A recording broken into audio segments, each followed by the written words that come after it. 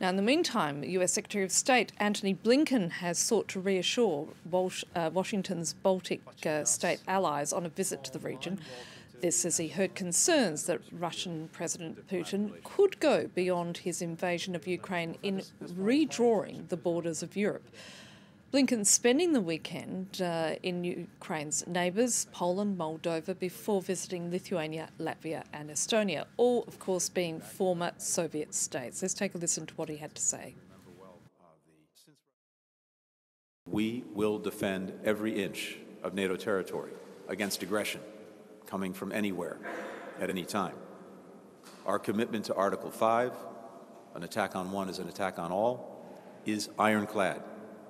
The President has called it sacrosanct, and no one should have any doubt about that.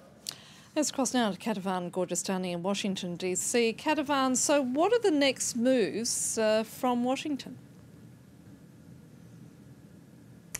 Well, there are two main ideas that the Americans are currently working on. One is this idea of sending fighter jets to Ukraine. Now, this is not going to be directly from the U.S. To Ukraine. There will be an intermediary, if you will. That would likely be Poland. And the Secretary of State, Tony Blinken, actually said that the principle of it all was given the green light. The question is now to find how exactly they're going to do that. The idea being that the Poles would be sending their own Soviet-era fighter jets to the Ukrainians, one, because they can do it directly, the other being that those planes are fighter jets that the Ukrainians actually know how to fly. They desperately need help in the skies. So the Poles would be sending those fighter jets to the Ukrainians.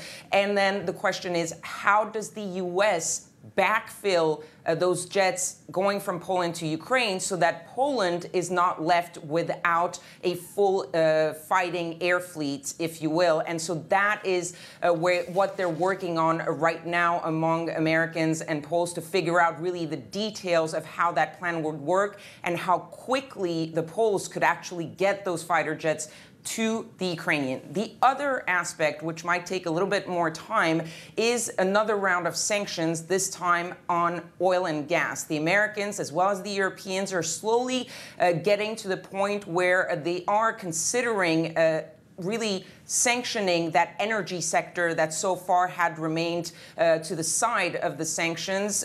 Tony Blinken said that that was something that they were considering. Here in the United States, there's been a push, a bipartisan push between Republicans and Democrats who introduced a bill on Thursday to try to ban those Russian oil and gas imports to the United States.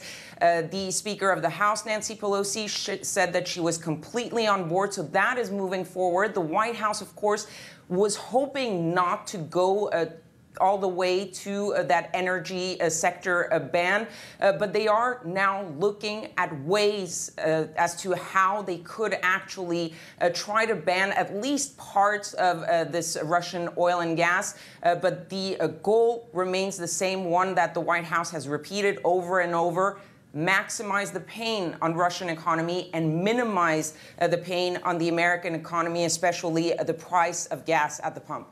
Kethevane Gorjestani reporting there from Washington, D.C. Thank you.